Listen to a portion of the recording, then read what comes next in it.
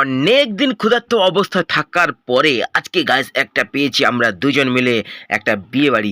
সেটা হচ্ছে আমার এই ভাই আর আমার বৌমার বিয়ে। তো গাইস আর বেশি দেরি কেন, চলো এবার চটপট করে ঢুকে যাই বিয়ে বাড়িতে। তো তাই জন্য আর দুজন বেশি দেরি না করে চলে এলাম বিয়ে বাড়িতে। আর গাইস বিয়ে বাড়িতে এসেই দেখি গাইস কত ভিড়, আর এই ভিড়ের মধ্যে আমার গৌরা ভাইপো কি যেন আবোল তাবোল বকে যাচ্ছে, তোমরা একটু শুনে নাও। লাইক কমেন্ট শেয়ার করে দিবেন আর ইডিএস ব্লগকে সবাই সাপোর্ট করবেন। এইসব আবোল তাবোল কথা শুনে ওদের দুজনে যেন আরো বেশি খিদে পেয়ে গেল, তাই আর ধৈর্য দিতে না পারে একদম ওরা দুজন সাথে আমি চলে এলাম একদম বিয়ে বাড়ির ভেতরে যেখানে খাওয়া দাওয়া হচ্ছিল। তো তারপরে এই একটু পরে জায়গা পেয়ে গেলাম আমরা বসার জন্য। তার আর বেশি দেরি না করে আমরা এখন বসে গেলাম খাবার জন্য।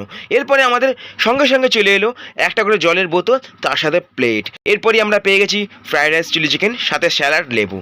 তো গাইস এরপরে এটা যখন আমি খাওয়া স্টার্ট করলাম তারপরেই চলে এলো একদম সাদা ভাত, ডাল, চচ্চড়ি। আর দেখো গাইস এরপরে আমি চটপট করে এটা আগে খেয়ে নেবো, কারণ আমি আর গাইস ধৈর্য ধরতে পারছি না।